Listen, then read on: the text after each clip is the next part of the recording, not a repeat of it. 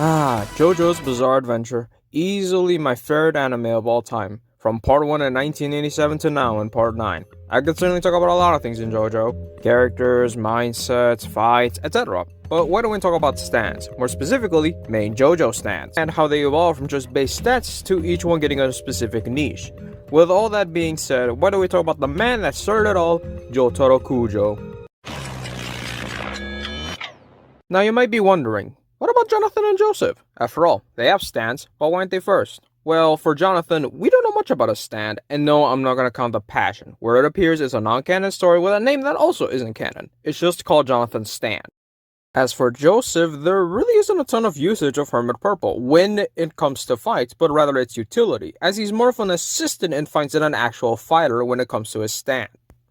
After all, it's basically a rope that conducts Haman. Besides, we already got a spotlight in part 2, so that's why I won't be counting these two. Alright.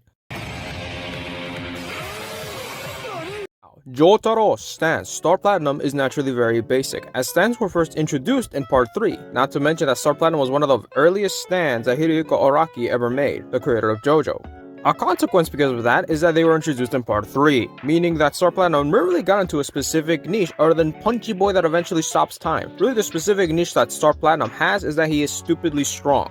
Bodyguard that relies on his stats compared to the other main JoJos where they do much more unique things as they get slowly weaker when it comes to stats, especially in part 7. But by no means is that a bad thing. An effective close range stand definitely makes fights much more interesting, especially if they outrange you or can take blows. That's on a Star Platinum, somewhat short and simple. Like white bread. It's good, but not a lot of flavor.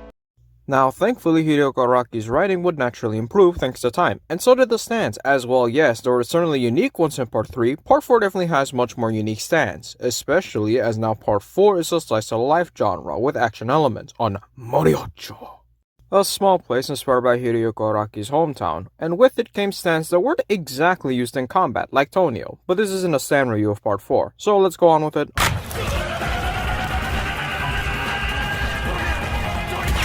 Josuke Hikashikita, or Steak Boy over here, has the stand Crazy Diamond.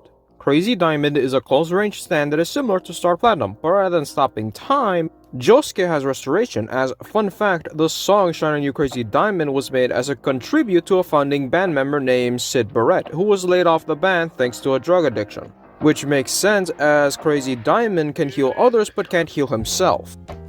Alright, restoration. Restoration, like I said before, heals but does so much more, like repair structures, revert objects, fuse things, or restores them wrong if Josuke chooses to, or just doesn't care. Already, we got so much potential with Crazy Diamond. Just one ability and bam, fights just became so much more interesting. Fixing walls, redirecting attacks, trapping stands, or transforming a person to Dwayne "The Rock" Johnson. The man's stand just has so much potential in fights, especially as his stats are weaker. While yes, it is still an incredibly strong stand, it's much weaker than Star Platinum, but thanks to that one ability, calling it weak is stupid. Not to mention, it's just mostly one rank down. Josuke's stand is like a steak. It's very nice, but basic. Part 4 started in 1992 and ended in December 1995. And then again in December 1995, Part 5, Vento Aureo was made. Vento Aureo cranks up the action that was in Part 3 and is easily my favorite part. Sure, the JoJo sucks, but Vento Aureo at this point is easily the best written part. And fun fact, the creator Hiroyuki Araki had a bit of depression at that time. And that's why the reason, spoiler for Part 5 in the middle section, Fugo was gone. Not because, oh, his stand was too strong. No, the man was originally gonna die. That's because of his depression, he couldn't do it. Oh yeah, right, the stands. Here in Part 5 are easily at this point some of the most unique stands. And because I'm not trying to spoil so much, let's look at the Jobro stands. One can create zippers, one can rewind past events, a mini airplane, and more. Let's talk about the main JoJo of this part. Giorno Giovanna.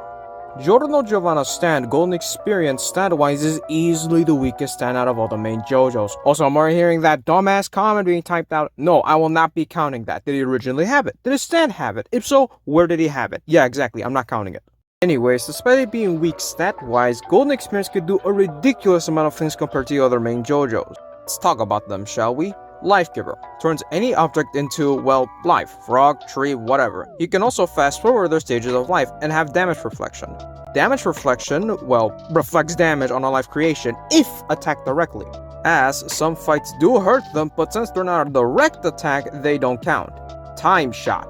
When Golden Experience punches someone, they move incredibly slow, physically, but mentally move incredibly fast. Life Sensor. When he touches somebody, he can sense whether somebody's alive or dead. Yeah, characters will die, what do you expect? Clones. If Giorno has the original stand user cells, they can make a version of them. And finally, Giorno's strongest move, Healing. By getting things that are not organic, such as a spoon, bullet, teacup, whatever, he can make it organic and thus heal you, even if your wounds may be large, like your arms being removed. Jesus Christ, that's a lot of abilities on Golden Experience. So much variety in one stand, and thus some of the most unique fights in the series get made. The fight against Black Sabbath, where you must avoid shadows. The fight against Sticky Fingers or Babyface with its matter manipulation, and more. It's just so badass. Also, side note, the stand sound effects are some of my favorite I've heard. I recommend looking up JoJo's Bizarre sound design, where you can truly appreciate the sound effects of each stand has. Anyways, back on topic. One thing that Golden Experience has in all of his abilities is that they revolve around nature, and it makes sense as Giorno's stand perfectly reflects on his father. I'm trying not to spoil much as possible, so I won't say who's the father, but Golden Experience truly is the best representation of him. After all, nature has elephants, worms, bugs, spiders, birds, parasites, and more. The stand truly embodiments Giorno's father. Golden Experience is like a type of spice. It's not good in all, but perfect for the ones that can be complemented. Well, that's it. If it isn't obvious, this isn't an anime channel, but rather one that likes observing things, and I feel quite passionate about JoJo, so I said fuck it, why not? I would have compared Part 6 and especially 7, but while I have read Part 7, Part 6 I don't feel comfortable.